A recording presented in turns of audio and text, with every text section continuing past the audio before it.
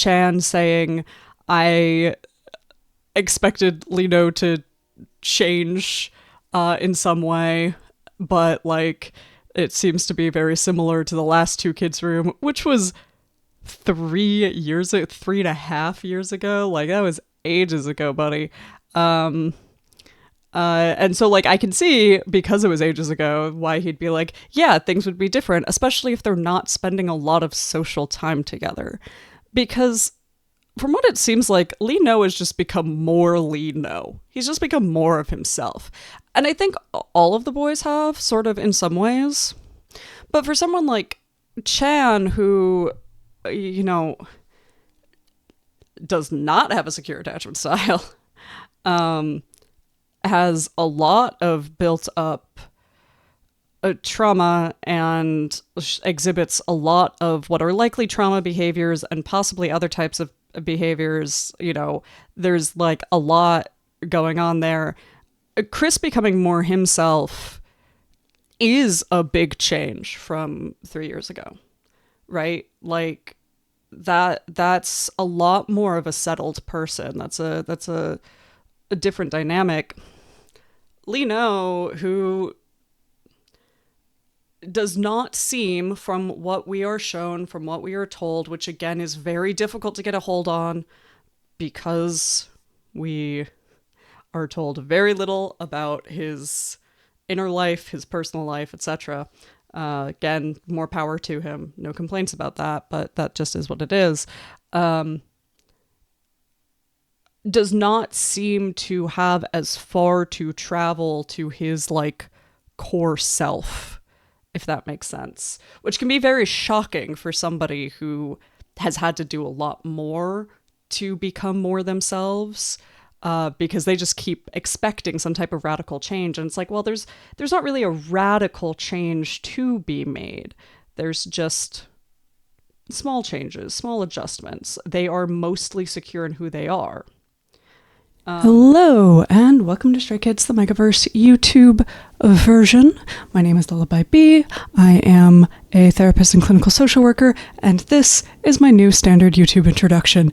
You see, ever since I started streaming on Twitch, I've become very, very bad at remembering to do any sort of basic introduction for the when I transfer the recordings from Twitch to YouTube. So now I am putting in this rote introduction. Please watch it at least once. You don't need to watch it more than once, though. Like I said, my name is Lullaby B. First of all, and very importantly, if you happen to be one of my clients and you have found me, don't watch my K-pop content. Please don't watch my K-pop content. If you feel a deep and overwhelming need to watch my K-pop content, please talk to me first so that we can make sure that it is a clinically not inappropriate decision for you. Second of all, if you're watching my K-pop content and somehow you figure out who I am, which would probably not be that difficult, but you do so, please don't request me to be your therapist. That would be an inappropriate introduction to a therapist. Those disclaimers aside, if you're watching this, you are probably a number of videos into a reaction series, probably the Two Kids Room reaction series. I don't know how long this introduction is going to last, whether it's going to last beyond that or not. So I guess, I don't know. But if you are somewhere in a series of reaction videos from me, I might recommend going back to the beginning of the series, or at least watching episodes of the same people of whatever this episode is. I talk about a lot of stuff and I refer back to a lot of things because, as you notice, this is very long-form content. That doesn't mean you necessarily have to, but there might be certain things that are very confusing or don't make sense to you if you haven't seen any of my prior content. Another disclaimer, I am not making this content for stray kids.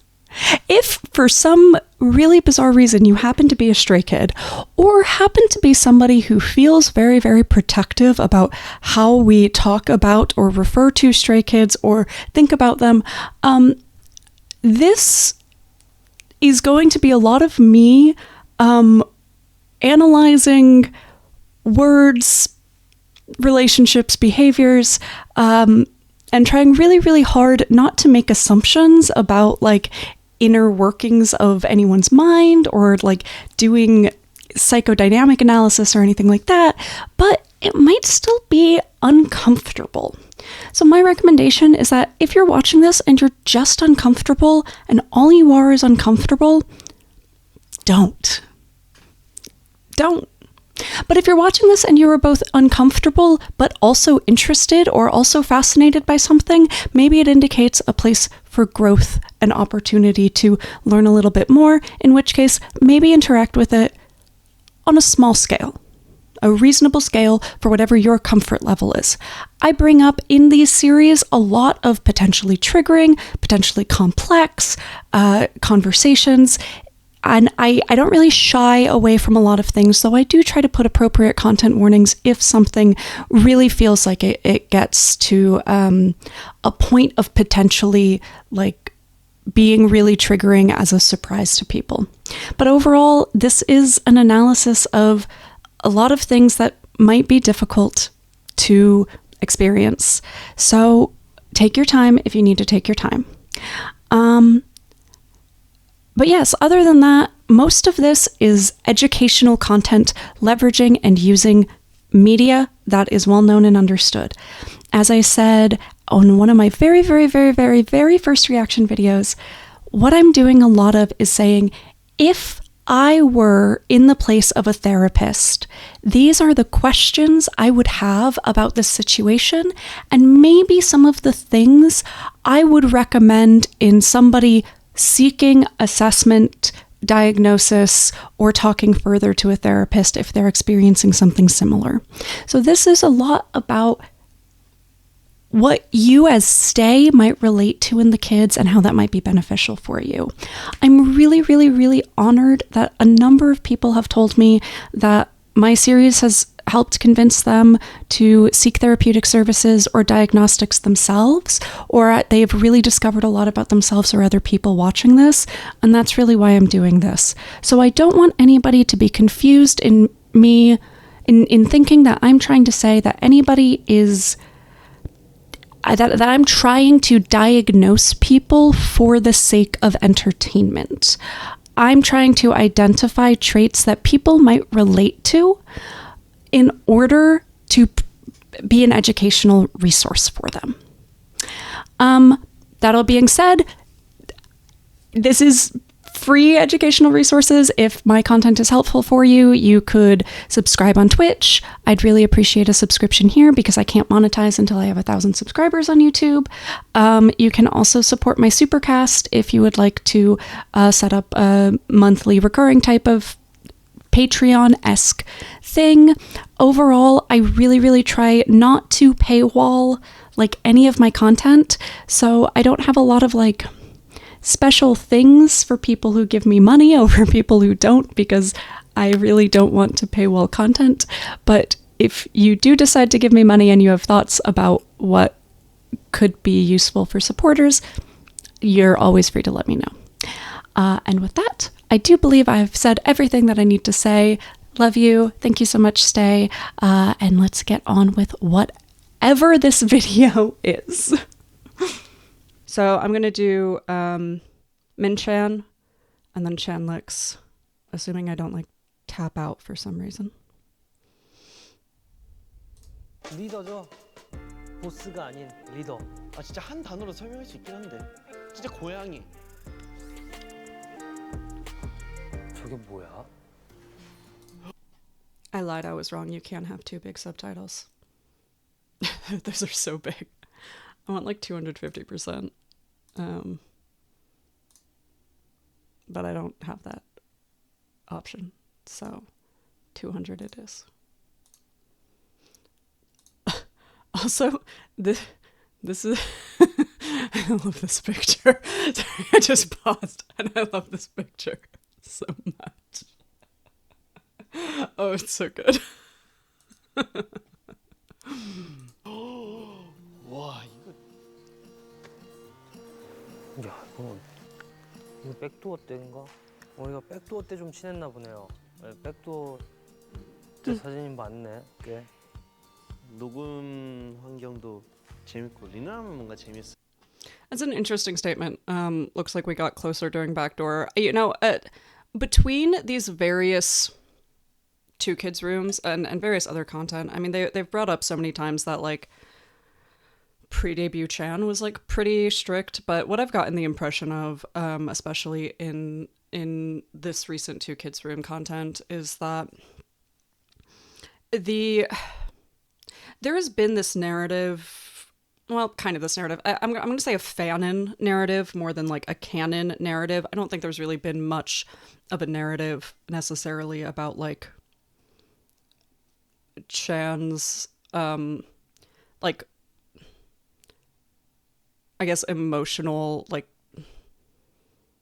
not emotional growth, but like attachment growth over time, like his personal interpersonal growth. We'll say interpersonal growth over time. But the sort of fanon narrative has always felt to me like this very, there was pre-debut Chan, and then they debuted, and then Chan like opened up and became softer, and that does not make a lot of sense, and has always been a little bit out of alignment with the historic content that I have seen. Which I'll admit, like, I have not seen a ton of 2018, 2019 content. It just like hasn't been my priority as a focus because it was so long ago, and because I find that it's a lot easier to get like parasocially lost if I focus too much on content from ages ago. So like I haven't seen yet a lot of the like the 9 or similar types of content from that era. But the content I have seen, it does not seem like it was that straightforward.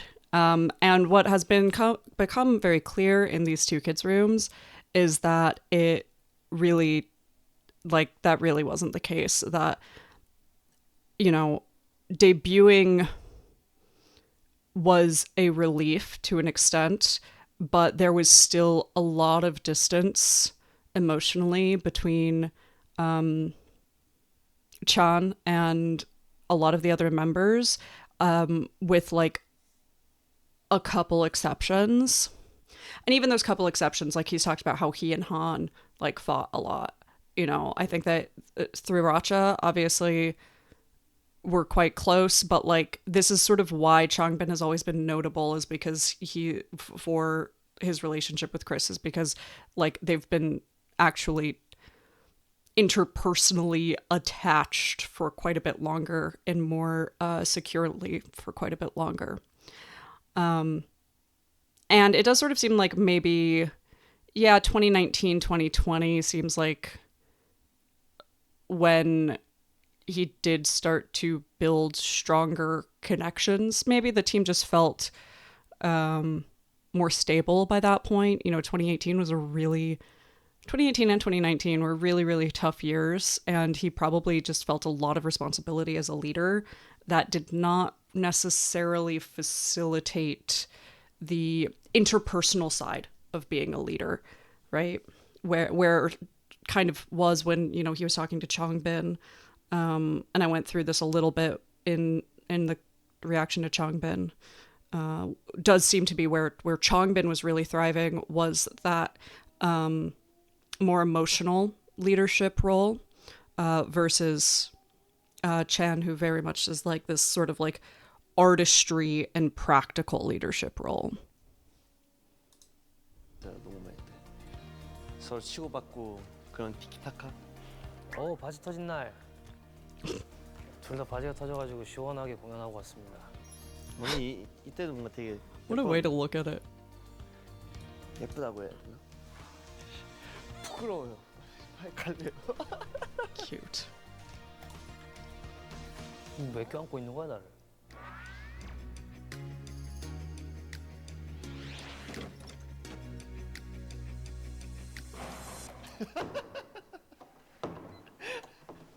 I'm noticing right now that there does not seem to be audio. Oh, 못 나가. it's just in the wrong ass 이게 원래 이런 place. 거야? It was very 왜 이렇게 confusing. 쉽게 빠져? Sorry. 우리 얘기 좀 할까? 아 진짜 너무 싫다. 바뀌는 거 봤어? 봤어. 말해봐. 뭐라도 말해봐. 그래서 요새는 뭔가 듬직하다 해야 되나? 가면 그럼. 생각해보니까 내가 너한테 막 생일 같을 때 이렇게 뭐 선물 같은 거 챙겨준 적이 있나? Like an actual 있어. present? 토치. 그거 맞아. 아이폰도 있었어. 또 뭐 있어? 몇 메가짜리였지? 몇 메가? 몇 기가짜리였지? 각자 다들 원하는 걸로 해가지고 뭐 했지? 형이 선물해주고 나 그거 한 반년? 1년? 바꿨어? 그 뒤에 바꿨잖아. 아니 진짜 그거 바꾸기가 너무 귀찮은 거야. 왜 바꿨어? 이게 내가 14%를 쓰고 있었는데 어. 형이 선물해줬잖아. 16 나왔다고. 아 나도 16 나오면 사야지라고 했었는데 형이 선물을 해줘가지고 받은 후에 받은 후에 1년 뒤. 맞아. 형이 내 핸드폰 보고 너 아직도 폰 안 바꿨어? 이러면서 아 그거 그냥 당근에 팔라고. 근데 다들 그랬어. 어쨌든 약간 이거 옮기는 게 귀찮으니까 그러니까. 시간도 없고 하니까 지금 잘 쓰고 있잖아. 지금 쓰고 있지. 지금 게임이 아주 잘 돌아가. 그러니까 요새 Glad to know that gifts are not Christopher's love language. He tries so hard, but maybe best stick to buying dinners. 요새 빠져 있잖아 게임. 맞아. 클랜 들어가가지고 거기서 이제 좀 버스 좀 타다가 버스 타야 돼? 우리 리는 버스 타야 돼? 버스 타다가 지금 800레벨 찍고. Oh, this is the one where people started making the sitting 18 young bucks away joke. It is very funny because even though there's plenty of episodes where people are sitting further away, it's something about the body language here where it's like they're directed towards each other, but sitting so far away, like it's not like they're sitting awkwardly. They're just so this is like the opposite of Stray Kids Land, where usually you're looking at them and you're like, you are uncomfortably close together. Like there's an entire couch and you're sitting on top of each other. And in this case, they're like uncomfortably far apart. And I know I've seen some people try to like analyze the body language. I don't do that because body language analysis is mostly shenanigans. Like it's mostly just people making things up. I know I make jokes about it with Singmin. And there's some things that do seem to be like vaguely legit, but like I don't have body language to analyze here. It's just weird. It's just uncomfortable as a viewer. It's just strange. Just strange. 800레벨까지 있어? 이제 세트 아이템 맞추고 있어. 이제 B2 4개랑 고행 4개 이렇게 맞추려고. 뭔 소린지 이게 하나도 안 가지. 난 그 게임 잘 모르긴 해. 근데 네가 게임하는 게 뭔가 좀 신선하긴 하다. 난 한지성 때문에 시작했다가 한지성이 그때 같이 하자고 해서 시작했는데 Hasn't LeeKnow and Felix 10시간 played 50레벨을 games together 탈주했나? too? I mean, I'm sure they've played 원래 games 그랬어. together. 맛만 보고 끝나잖아. 원신 해보라니까 원신. 아 싫어. 원신 진짜 재밌어. 일단 나 현지랑 것만 좀 돈 아까우니까 계속 하고.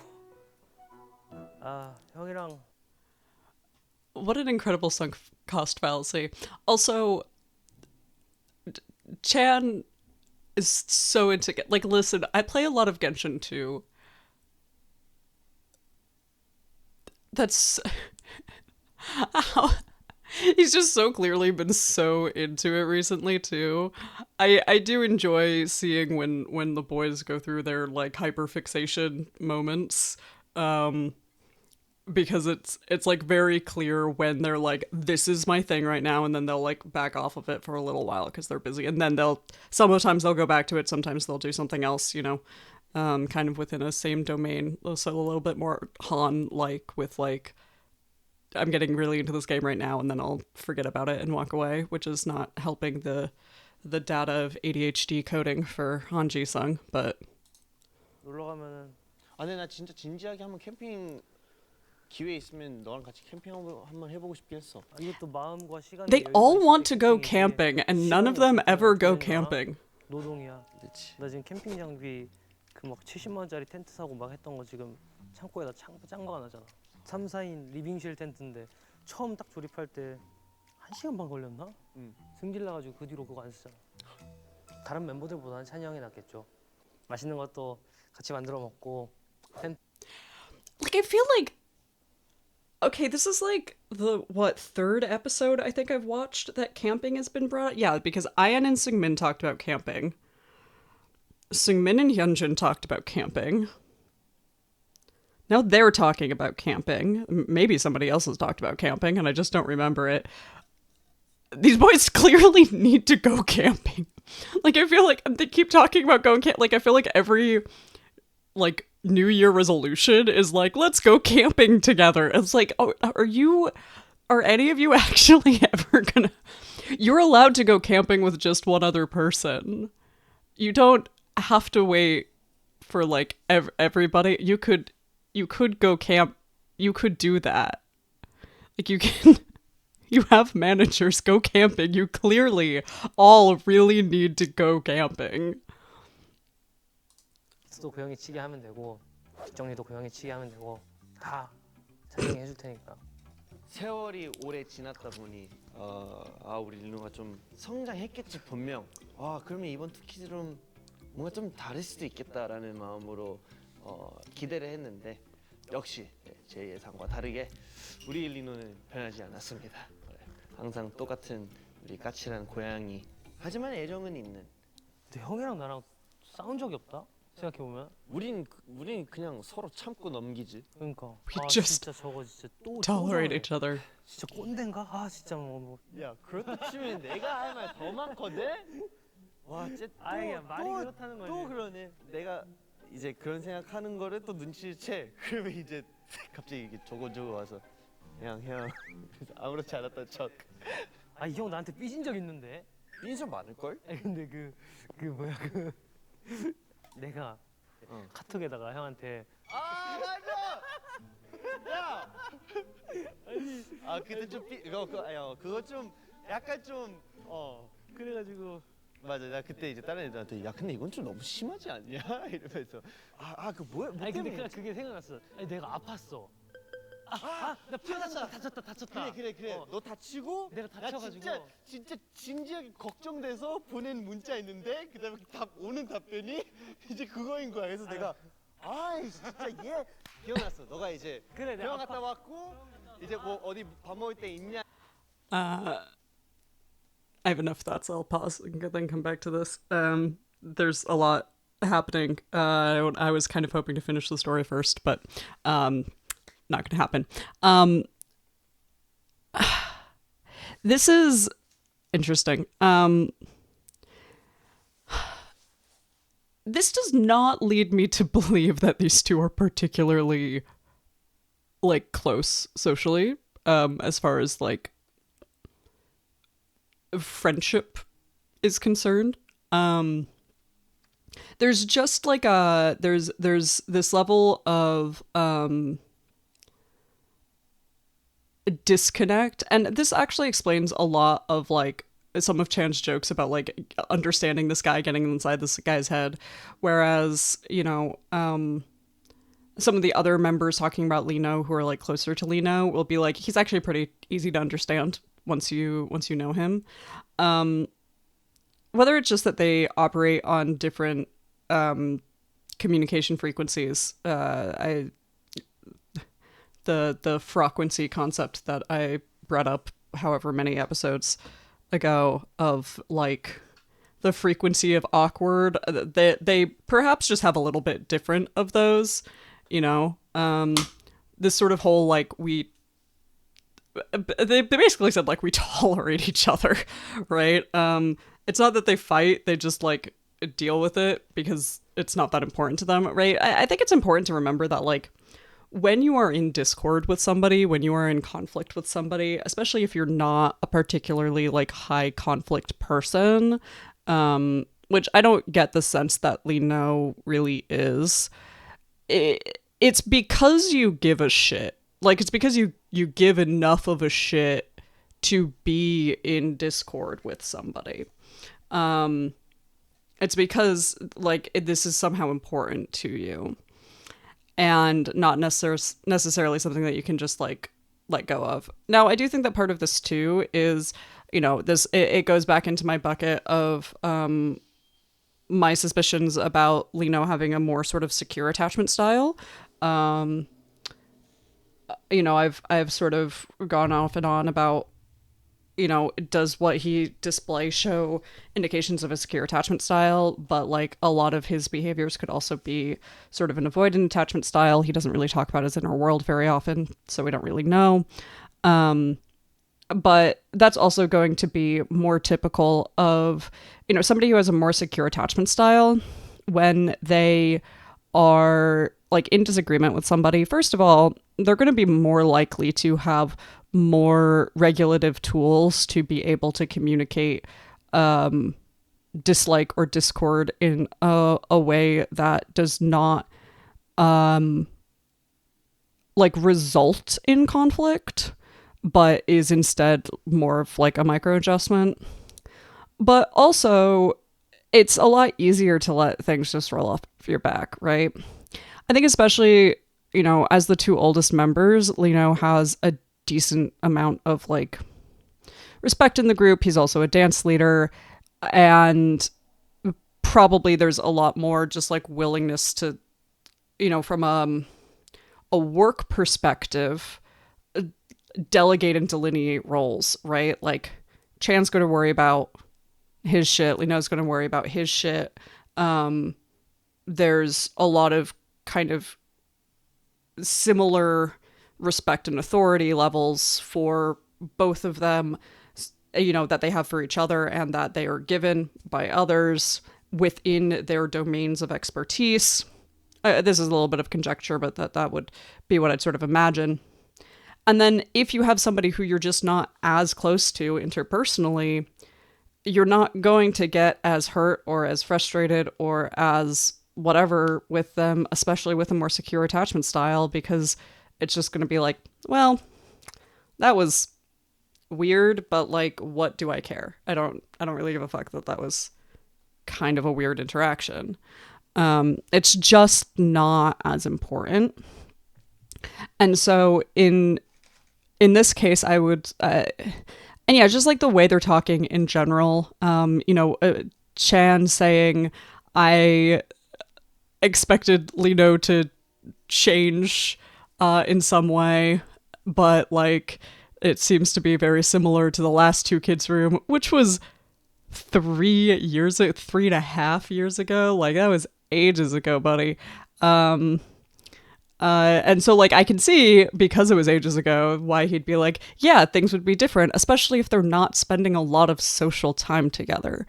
Because from what it seems like, LeeKnow has just become more LeeKnow. He's just become more of himself. And I think all of the boys have, sort of in some ways.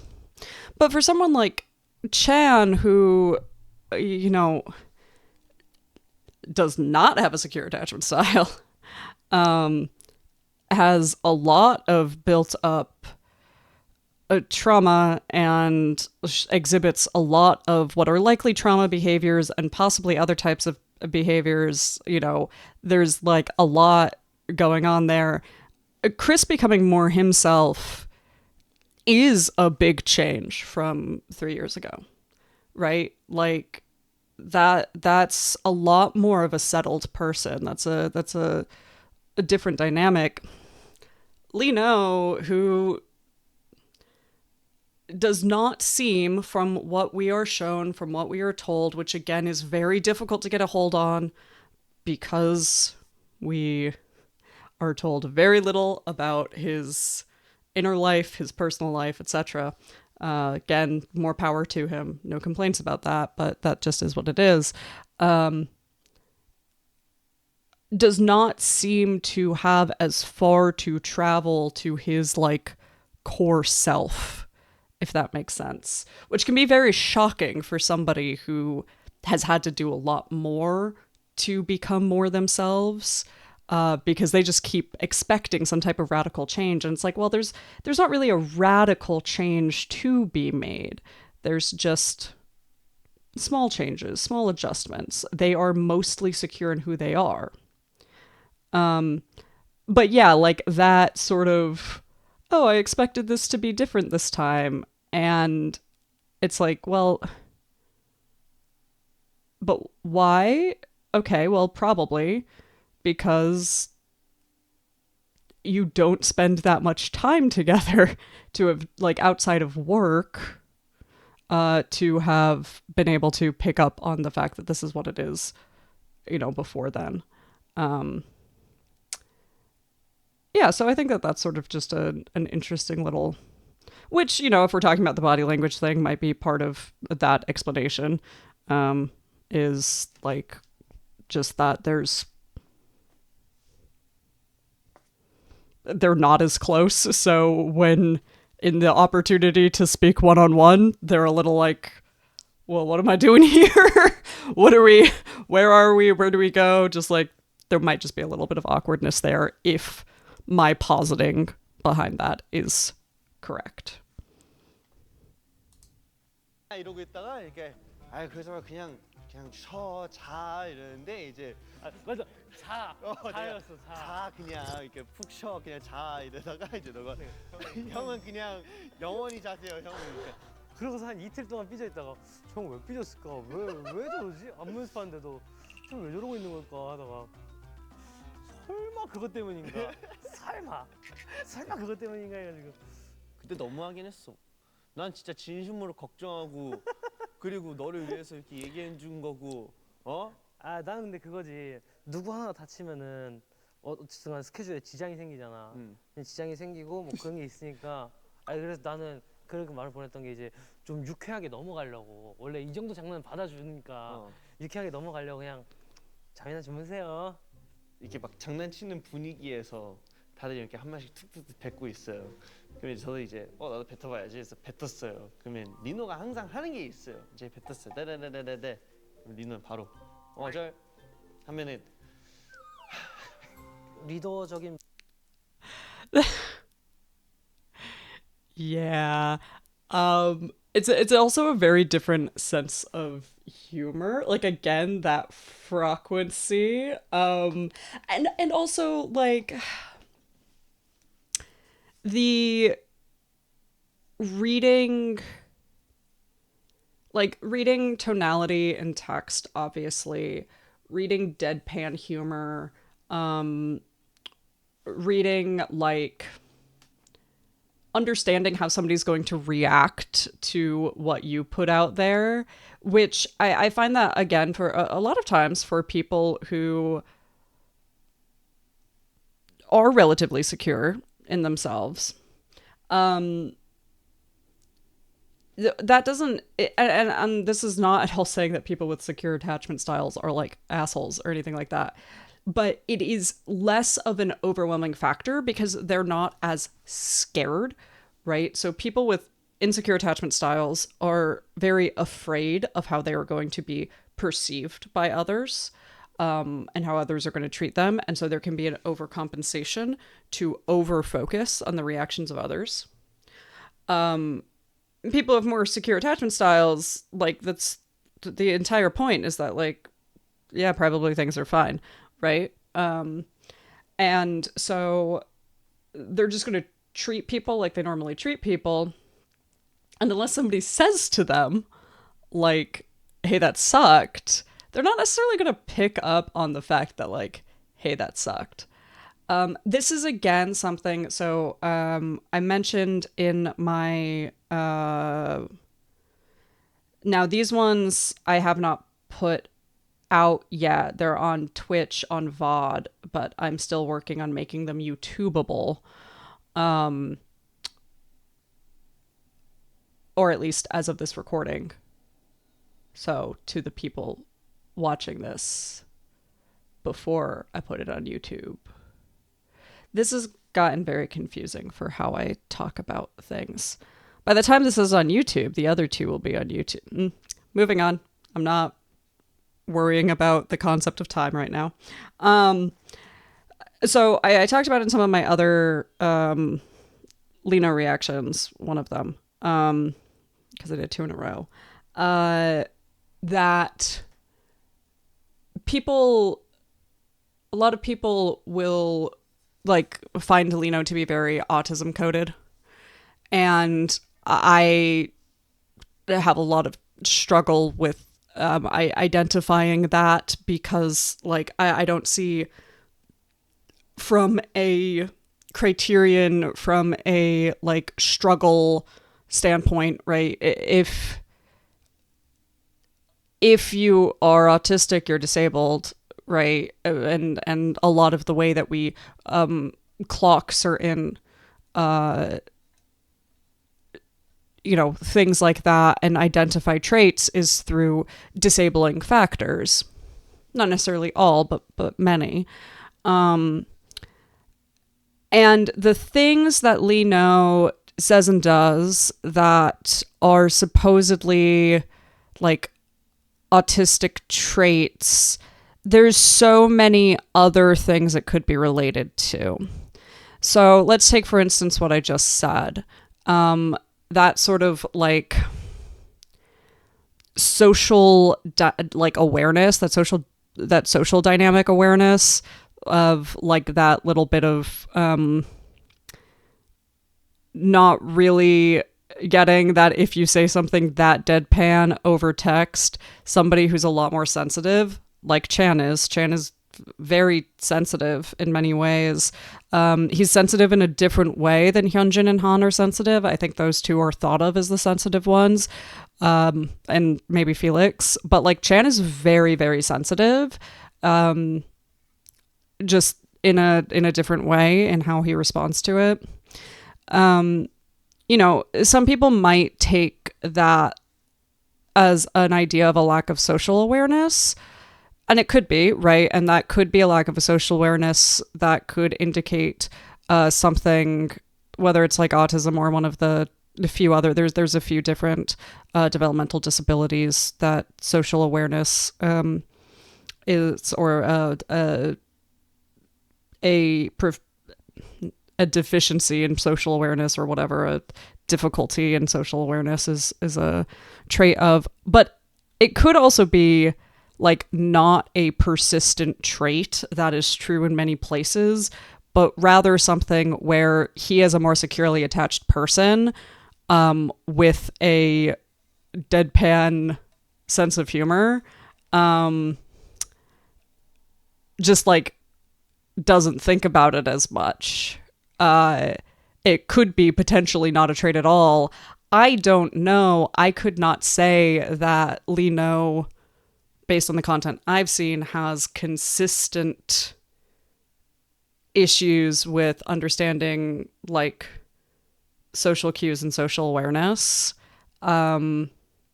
versus choosing to not care about it, right? Like I couldn't tell you that there seems to be a difference there, that like him not giving a fuck about strict social norms and versus like him not understanding strict social norms, because those are two different things.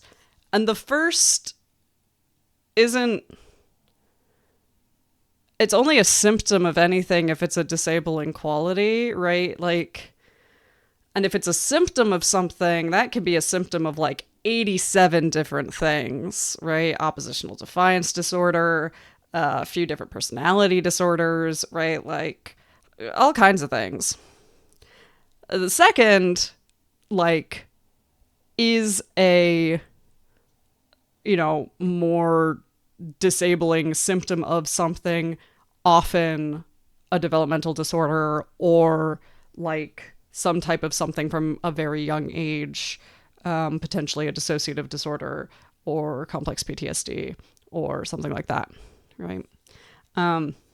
So that's just a further explanation on that note, and why I'm not, grabbing my embraceautism.com banner that I still don't have, and that I've probably will never have at this point. Because I just, it's not a clear enough line towards anything.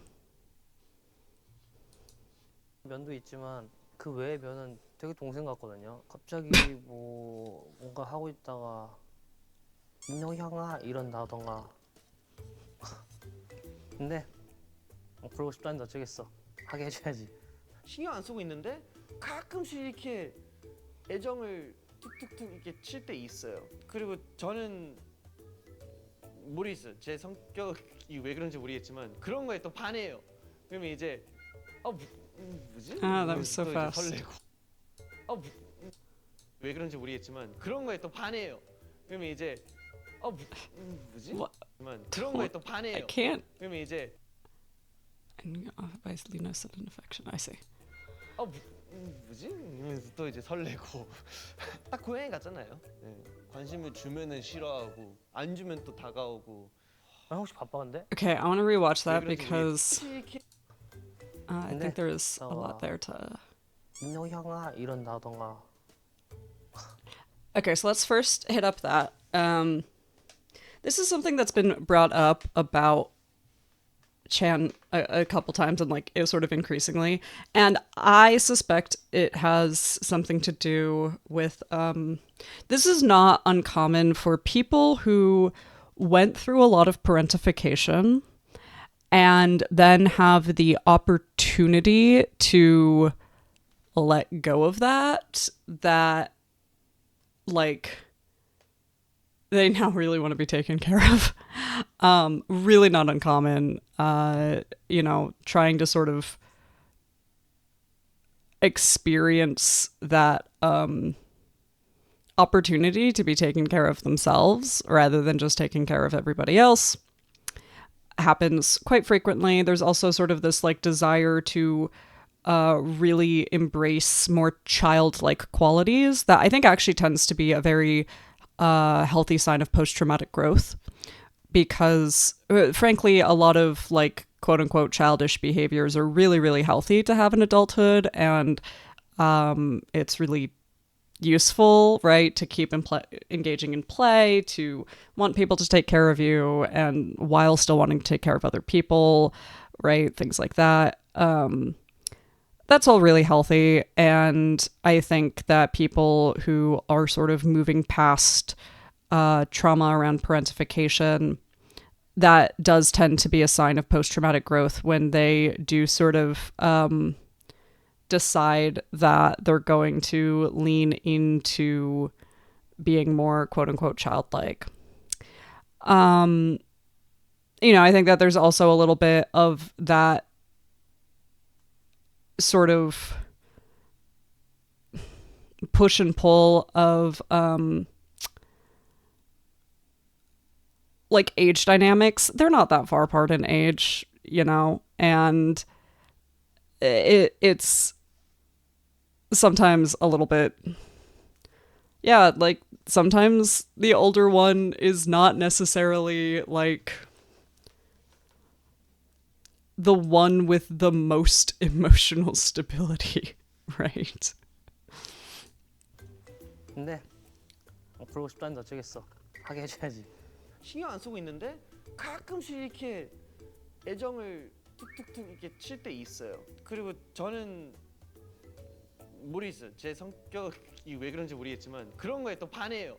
그러면 이제 뭐지? 이러면서 또 이제 설레고. 딱 고양이 같잖아요. 네. I wish listen, I'm very slowly working on Korean, but in the meantime, I just instead wish that I better trusted the subtitle translations, because he said, I don't know why I'm like this, and I kind of want to analyze why he's like this, but it was a little bit too vague as to what he is saying there. I don't know why I'm like this, but I end up falling for it. So like he gets caught off guard, so it's like a little bit like shocking, I guess. Or it sounds like what he's saying is that he engages in that affection and he's like, "Oh, affection. Yay." And then he gets a little bit like, "Wait a second. why am I being given affection? Oh, I'm being given affection. What does this mean? Or something like that. That would be my guess as to what he's saying. If that's what he's saying, it's, I guess, actually not that interesting to analyze. My guess, based on everything we know about Chan so far, would be that he wants affection and he's not used to it. Like, that's really usually things like that. That's the long and short of it, is that everybody wants love and affection and care. Like, this is just generally true. Some people can get to the point, like, extreme enough where they'll really go out of their way to try to avoid it. But for the most part, most people do really actually like and want love and affection and care. But when you grow up highly parentified, when you have a, insecure attachment style, that again with Chan, it's a little hard to tell what. I talked about this a lot in Hyunsung, I think, what exactly his attachment style is, because he shows and talks about a lot of behaviors that are related to both avoidant and preoccupied. That could indicate any number of things. But regardless, like a type of attachment style that often leads to rejecting affection, whether it's because you feel like you don't deserve it or because you feel like it'll be taken away if you accept it, or both, or any number of things.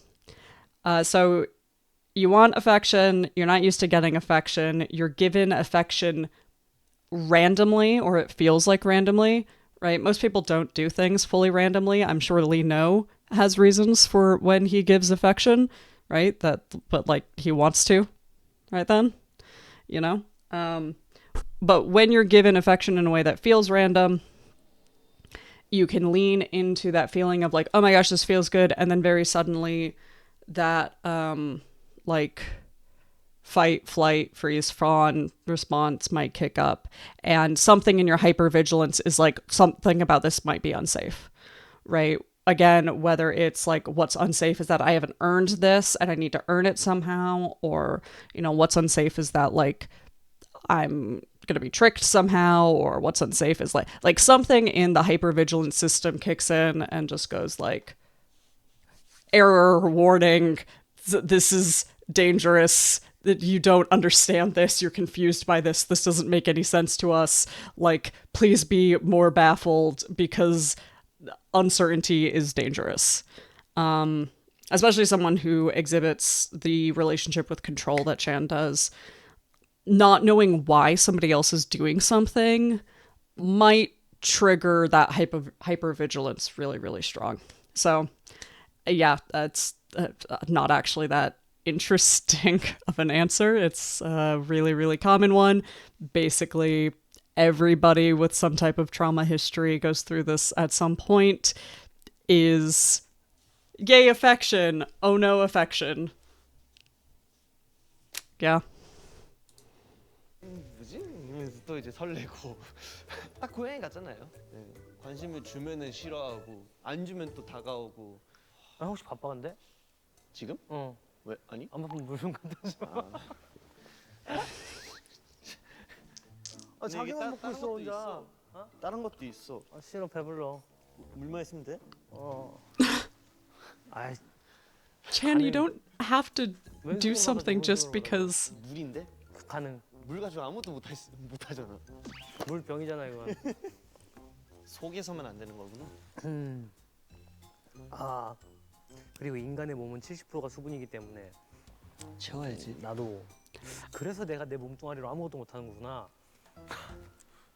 나름 우리가 요리 얘기할 때 좀 진지해지는 것 같기도 하고. 요리도 한창 했었던 것. 니노도 한때 빠져 있었고, 난 요새 바빠서 그런지 안 빠져 있고, 근데 나도 한때 빠져 있었으니까. 요리도 다시 하고 싶은데 그 장비들은 다 많이 있으니까. 거의 옛날에. You've been on tour. Of course you haven't been on. 수비드 주방이었잖아 아예 그냥 막 진짜 I love sous 최첨단 vides. 기계들 많은 주방. 눈 뜨면 부엌으로 가서 수비도 됐나. 몇 분 남았지. 이게 다 낭만이라고 생각하고 캠핑, 낚시, 요리 뭔가 이제 낭만이잖아. 근데 그 당시에는 이제 낭만을 추구할 때 이것저것 재지 않았어. 재지 않았다고? 그냥 약간 낭만은 약간 내가 손해를 봐야 낭만이라고 생각하거든. 근데 내가 그걸로 인해서 이득을 봐버리면은 그거는 되게 좋은. Oh, I remember people talking about this moment, and I remember people bringing up that the translation was not great. And oh gosh, what was it that, because it was definitely important in understanding the meaning of it. I think maybe it was that the word that they had used for romance was the same word that they then started to translate into youth. I think that might have been it. 근데 재지 않았어. 뭔가 이제 낭만이잖아.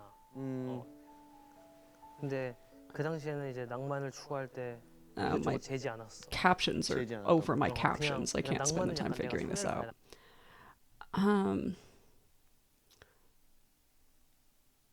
So, but they're talking about the same time regardless. So we can just sort of take in like what he's saying about that time.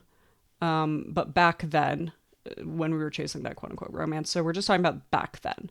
So that time overall, 그냥 낭만은 약간 내가 손해를 is when you take a loss. 내가 그걸로 인해서 이득을 봐버리면은 And if I gain something about it from it, then it's 되게 좋은 게 되니까 just something good.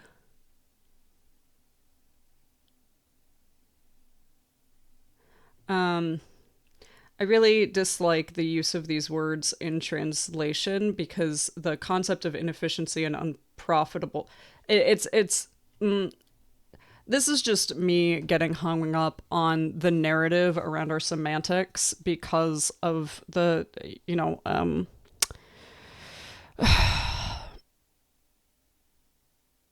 yeah, the way that we choose what words we're using. This is, I guess, a different tangent. But,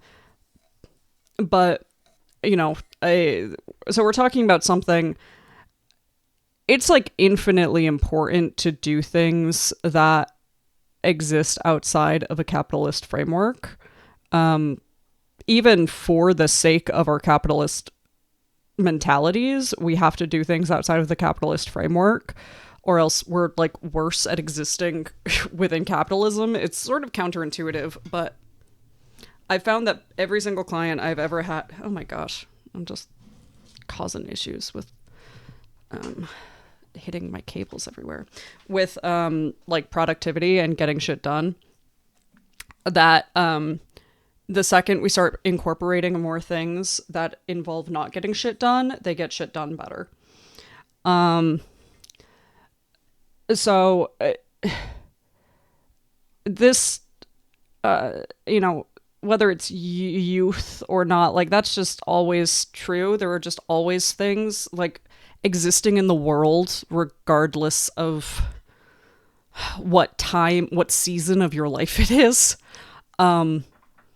requires doing things that you do just for your own sake, that you do regardless of how they turn out, that are not for the sake of being productive or skilled or whatever. We have to do that in order to live successful lives. 되게 좋은 게 되니까 낭만이 아닌 거지. So what he's sort of saying is that, like, if anything good, like when you have a time where it's about going through something hard, if anything good comes out of it, though, then it was a good period, which is a pretty optimistic way of looking at things. Life is more complicated than that, and that's one of those things that sort of framework can be true. It can also be incredibly false. I think this is one of those things where I saw a lot of takes on this that were like veering on toxic positivity.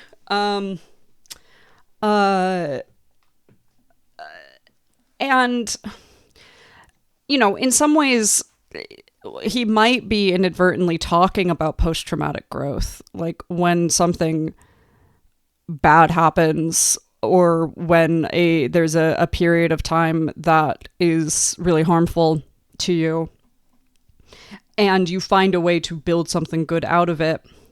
But in some ways, he's clearly not talking about post-traumatic growth, because that's sort of the type of perspective that either people who are avoiding their own trauma and dealing with their own trauma, or people who haven't really had periods of like really significant like trauma talk about, because the fact of the matter is that that's just not true. Like for a lot of people, yeah, there are periods of your time of your life where the hard thing that you're going through is really bad, right? And we don't like I would sometimes there are therapists who say shit like this, and I think those therapists should have their licenses revoked. And I do not say that lightly, but like as a therapist, I would never say like, well, look at the good things that came out of this time of your life when you were in a deeply abusive relationship. So that must have been a positive time. Like must have still been good for you. It must have still been like something good came out of it. So it must still have been good that you went through it. Right. Again, there are clinicians who will say things like that, and I do think those clinicians should have their licenses revoked, or at least be under deep review, because that does not help clients. That tends to hurt clients very, very badly. Sorry, this is like one of the things I like have inadvertently subspecialized in is recovery from therapeutic harm.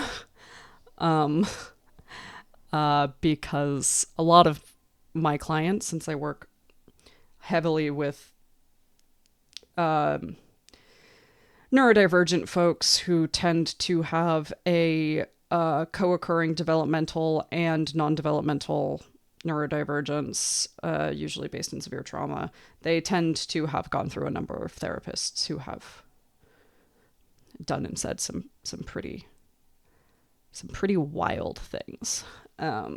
So this is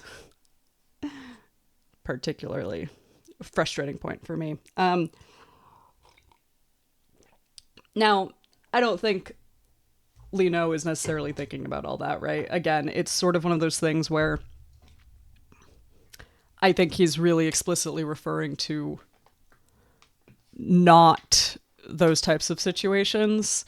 But just, again, because of the translation, the context, etc., it's sort of just hard to figure out exactly what he is referring to. And that does mean that, yeah, I saw a lot of really bad takes on the internet from that. I saw a couple of things that I think I mostly agree with. I saw a couple of things talking about, when you're young, you fuck up a lot. And it's really good for young people to make a lot of mistakes and fuck up a lot when it's going to impact fewer people for less time of their life, right? We want young people to make mistakes. We want everybody to be able to make mistakes and fail and fuck up, but especially young people. I find that for a lot of people, their 20s are for finding out the things that don't work for them more than finding out the things that do work for them, especially their early and mid 20s. I think this is why a lot of people say that, they didn't start really enjoying life until their 30s. So like I did see some people talking about those types of things, and I think that's true. I just also saw a lot of people really and I don't even know if it's like misinterpreting, but like taking that statement to a kind of logical extreme that I think is actually very unhealthy for society to lean into, which just brings me back to like, be really careful about what advice you're taking from idols, especially from translations of what idols said, unless you like really trust those translations, because it just may or may not be applicable to how you're taking that advice. 그러니까 리노가 아까 말했던 그 낭만 얘기가 저는 그 설명 자체를 이해를 못했던 것 같아요. 그러니까 손해를 봐야 낭만이라는 거죠. 아 저는 그건 것 같아요. But so what's so funny about this? And again, this is like just sort of pointing to that the frequency aspect is that Chan is like, I don't think I agreed with that, but like he didn't bring it up in the moment. I think that probably clearly like a producer like asked him like, what did you think about that? You nodded and said mm-hmm or whatever, because remember again these things are produced. And he was like, oh yeah, I didn't know what the fuck he was talking about. But like, why not have just said in that moment like, I don't know what you're saying, or like, I don't know if I agree with that, or like saying whatever he's about to say now. Like, why not just do that? It like clearly indicates that there's a certain level of comfortability that's not necessarily there, right? 다 같이 뭐 파티를 하거나 다 같이 여행을 가거나 다 같이 텐트를 만들거나 이 다 같이가 낭만이라 해야 되나? 인 것 같아요. 저는. 너 때문에 많이 웃을 때 많은? I still really feel like I'm missing something because I don't see what the correlation between, like, I wish I had remembered that conversation came up, and that there were people who had like retranslated it to make more sense before I did this, because I had totally forgotten anything and everything I knew about this episode before I watched this now, because I really feel like I'm missing something important and foundational in what they're talking about, because I'm having to jump through so many hoops and do so much extrapolation in my head, and like I'm usually pretty good at understanding what's going on in things. Maybe I'm just not right now, but I'm usually not this bad at it. 네? 아 그럼 웃어. 어이없는 웃으면 진짜 많고 편하고 정말 친하고 좋은 사람들 사이에서는 일상이 그냥 다 장난이거든. 거의 내뱉는 말 거의 다 장난이야. 맞아. 나도 그런 것 같아. 진지하게 말하고 싶을 때는 그냥 그냥 약간 좀 이제 톤을 잡고 이렇게 진지하게 얘기하거나. 근데 뭐 진심으로 이렇게 해서 뭐 얘기하겠지만 잡은 것 같은데? 그지? 그 외에는 그냥 일상이 상황. How many times does LeeKnow have to hit a fly? Because we just went through this in one of his other episodes. How many flies did he have to hit this day? 상극인 느낌? 아 우리가 진지하게 얘기하는 것도 있어. 뭐? 애니. 아 당연하지. 요즘 애니에서 좀 만화로 갈아탔기 때문에. 그렇지. 톡방이 또 따로 있어요. 스키즈 톡방이 있긴 하지만 애니 톡방 해가지고 저랑 용복이랑 한이랑 찬이 형이랑 여기 Fucking nerds. 현진이도 이제 애니에 조금 빠져들면서 그 톡방에 들어왔었는데 거기서 이제 애니나 좀 재밌어 보이는 Fucking 것들 nerds. 이때 뭐가 나온다 뭐 이런 거 나온다 이렇게 하면서 서로 공유를. Just make a Discord server at some point. I wonder how many weird group chats they have. Like, you've gotta just have channels. Just, it's so much easier. Chris, who does not watch this, and I hope will never watch these, I'm sure you know about Discord, so get your team on Discord or on something similar. I don't know what options are in Southern Korea. I don't know what other options there are, but listen. Once you have 8 people, there's too many side chats. You gotta collate somehow. 를 하면서 This is why Han and Changbin keep ignoring your 그런 것도 texts. 취향이 좀 맞더라고요. It's too many side 근데 chats. 그건 있어. 약간 내가 바랐던 우리 팀 두 번째 맏형의 그런 역할을 알아서 너무 자연스럽게 그렇게 돼서 나는 어느 순간 언제부터 얘가 이랬지? 근데 너무 좋다 이런 게 있고. 맞아. 우리 뭐 정하지 않아도 그냥 자연스럽게 뭔가 이렇게 흘러가는 게 맞아. 있으니까. 맞아. 그리고 맞아. 무대 위에서도 뭐 투어 때나 이럴 때도 그냥 전체적인 그런 디렉션을 줄 때도 뭔가 되게 좋은데 이런 것도 있고. 우리 이번에 남미 투어 했을 때 세레모니 우리 시안 정리했을 때 남미에서 했었잖아. 이제 편집도 다 하고. 애들 다 도망갔나? 맞아. 이렇게 배신자들. 얘들아 이거 확인해줘. 이거 올릴 수 있어. 이거 전달해야 되는데 그 우리 애들 특이지. 톡방 안 보는 거. 아니 나 그때 답장 나는 안 했거든 그거. 형이랑 나랑 같이 그 보고서 만든 거니까. 그치, 난 넌 답장 안 아니, 했는데 나도 근데 답장해야 되나 말아야 되나 하면서. 근데 든든한 둘째. 너무 식상한 표현 같긴 한데 진짜로 뭐 제가 없거나 하면은 진짜 리노 믿을 수 있을 것 같고. 왜냐면 Yeah, I do want to emphasize that, like, just because it does seem like they're not as close as some of the other kids, it doesn't mean that, like, one, they're not close, and that two, they don't have a lot of trust in each other.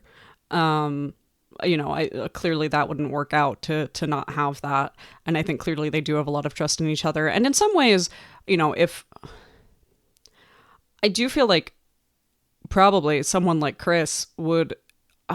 Okay, think about the conversation he had with Seungmin, where Seungmin was sort of saying that, like, he felt kind of ignored, and Chan was like, I honestly thought you were so good that, he just had such faith in him, right?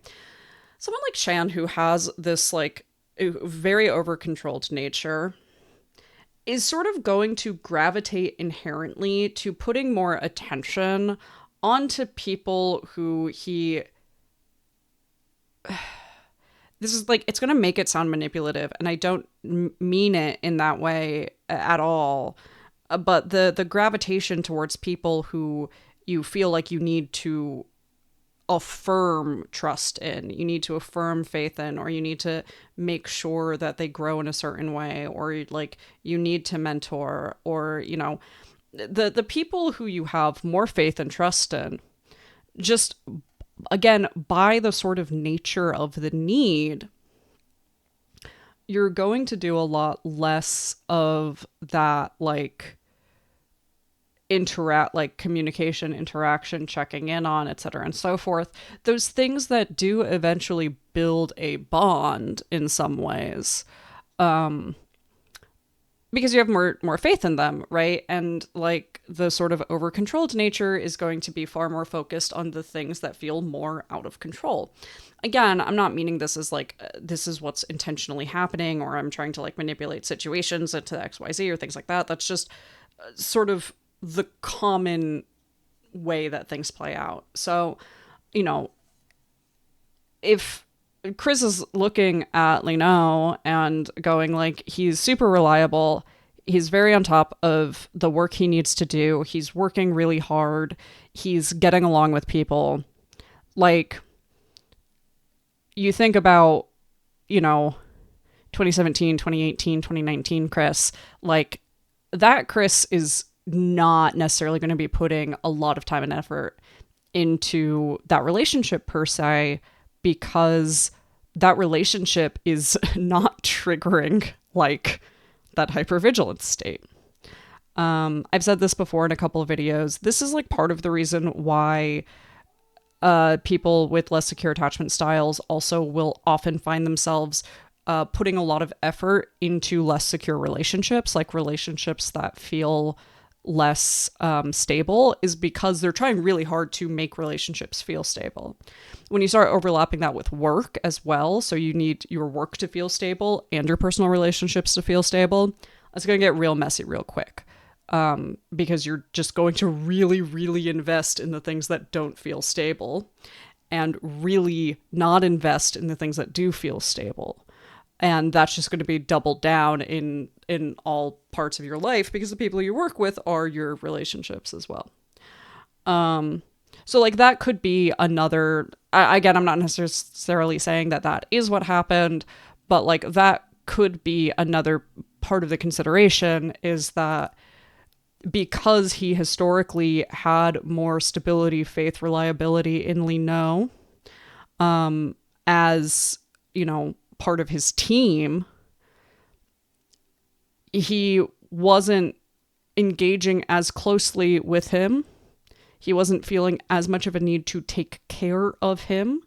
He wasn't, you know, doing those things that would eventually build those bonds with other people more, because like that stability was already much more there. And so that relationship of reliability has perpetuated and developed trust and some amount of comfortability. But there's only so much opportunity for it to go deeper than that. 내가 신기하게 본인이 책임져야 하는 순간이 닥쳐올 때 진짜 책임을 지고 진짜 멋있게 이렇게 막 하거든요. 그래서 그런 부분에서 되게 든든하긴 해요. 그때 이제 저희가 급하고 저희끼리도 모일 시간이 없다 보니 긴급적으로 저희가 모여서 여기 쓰면 좋을 것 같다, 이렇게 쓰면 좋을 것 같다. 그리고 다른 멤버들도 이제 이거 좋은데 이건 어때? 내 파트 이런 게 나왔으면 좋겠어. 이런 얘기를 다 통틀어서 이제 리노가 그걸 정리하고, 그다음에 저도 오랜만에 제 노트북에 있는 영상 편집 프로그램을 열어서 그 편집을 했는데 잘라서 이렇게 했는데 그게 되게 좋았어요. 네. 왠지 모르겠는데 그냥 좋았어요. 낭만? 낭만? 난 어제도 너무 재밌었는데. 어제? 난 화음이 제일 싫어. 아니, 어제 곡 같은 경우에는 뭔가 자기 파트는 자기가 화음하고 뭔가 하는 게 좋을 것 같다는 생각이 들어서. 아니 근데 잘하던데 생각보다. 와, 이게 내가 불러놓은 메인에다가 거기다가 이게. And it's actually interesting. They do, like, the speed of their conversation is sort of picking up, and they feel like, again, as an observer, a little less awkward now that they're talking about work. That's probably a place they feel really comfortable talking about, is their passion for work. And again, they've brought up some other things that they connect over that they probably feel more comfortable about, right? They have sort of their I know how to talk to you about these things list.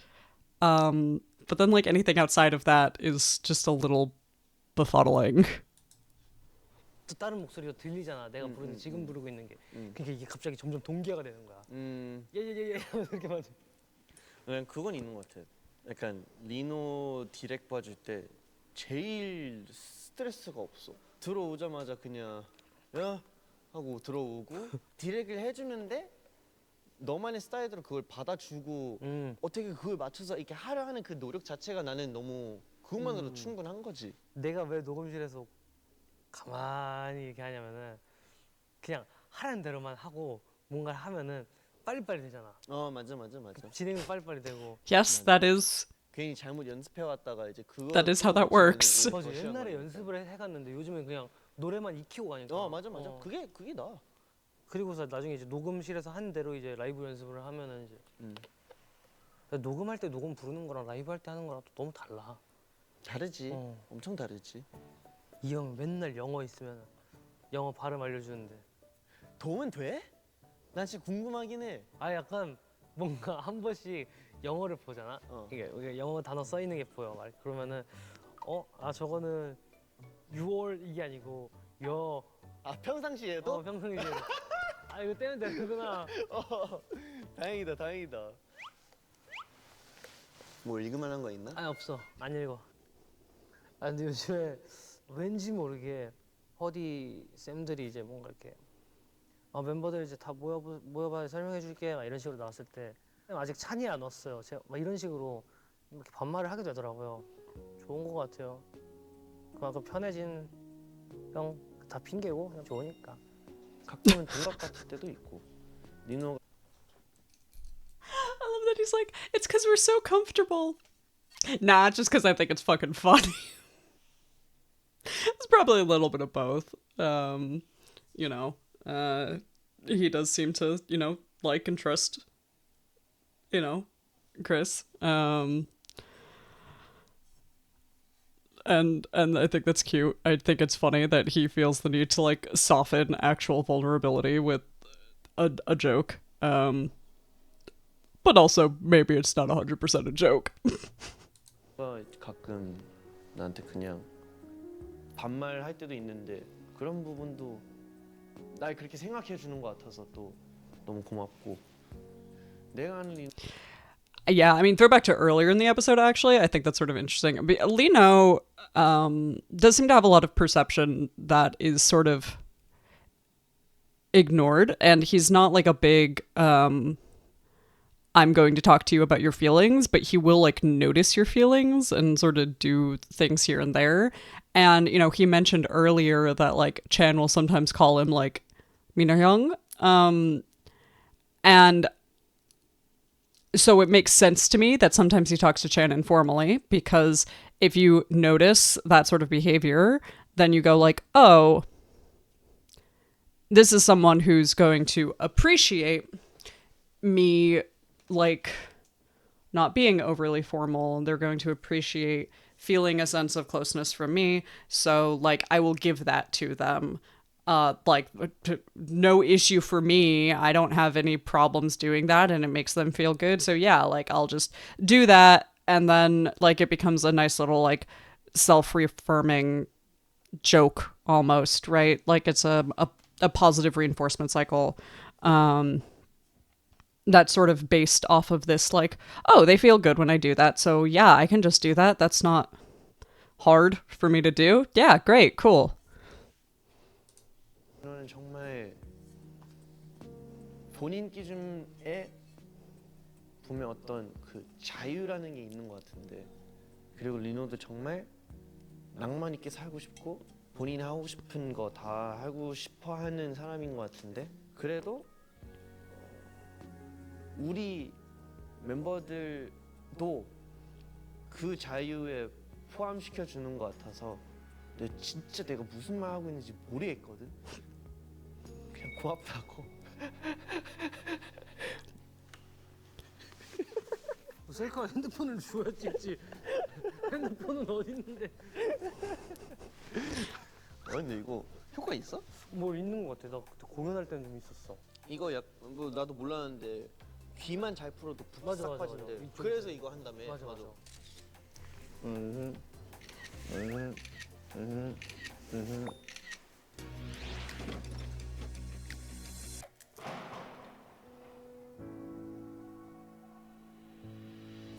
찬아, 이번 세레모니 활동 화이팅하고 건강하게 마무리하자.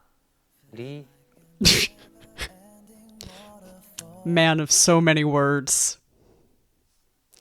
Oh no, my headphones just turned off. That's not helpful. Hey, what if that didn't pause literally everything happening? Oh, that's okay. I have other headphones. This is fine.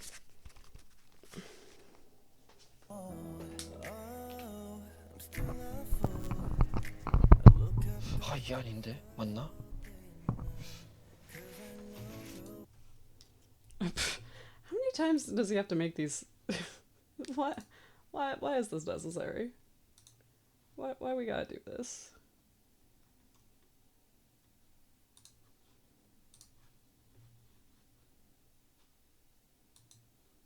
맞나?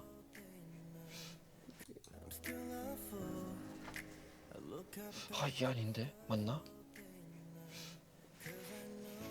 주름이는 내가 더 잘 그림. 사랑한다, 내 동생. 너의 하나뿐인 형.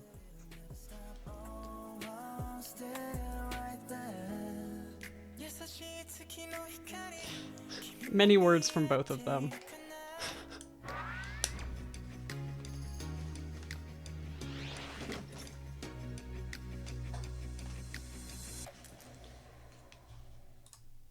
Oh gosh, what did I just click? It's not what I wanted to click, whatever it was. Okay. Yeah, that was sweet. Per usual. You know, I'm not I'm not crying over friendship anytime soon because of it. I don't have a ton to say about it. They sure seem like they know each other. They sure seem like they know and like each other. Yeah, it is sort of interesting. I think especially as you know, I think that in prior Two Kids rooms, they would try really hard to like pretend they were all super duper close all the time. And you know, they seem to be a lot more sort of open about who is actually super close, and who maybe is less super close in these ones. You know, I think that they would sort of try to find ways to figure out the thing that they were closest on in prior ones. It was just a lot less overall emotionally deep. So it becomes more stark and noticeable in these ones when you have the members who are not as like, this is my soulmate for the rest of my life and I simply cannot fathom what the world could possibly be without him, which is like a pretty intense level of friendship. Like, I really don't want to make it seem like I'm saying Chen and LeeKnow don't love each other, aren't close or whatever. Like, they are. They just seem they seem like friends, right? They seem like kind of normal friends, the way that like any of us might be friends with a coworker we really really like, you know. I you know, I think that there are lots of people in this world who have like, I think that that's a slightly deeper than average friendship, you know, with a really trusting coworker relationship. You know, I've had those types of friendships with coworkers where we had a really, really, really trusting coworker relationship and a strong friendship. I have one now where he and I worked together very, very closely for a number of years. We play D&D together weekly. You know, he's like my brother, but like, we don't like chat that often, you know. It's been ages since I hung out with him it's been years since I last hung out with him one on one. Like, we're good friends. We're not best friends. We're not soulmates. We're not, you know, any of that stuff. We're really good friends. We are closer than average friendships with a really trusting former coworker relationship. And like, that's great. Like, they just have a more normal good friendship than many of these motherfuckers have. And now my light went out. I'm just all of my stuff is going out.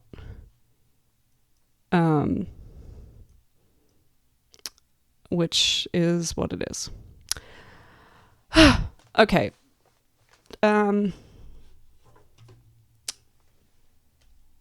But now it's, wow, that was such a fast, that was like less than an hour.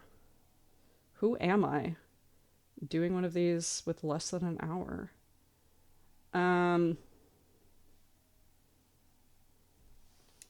It's time for Bangchan and Felix.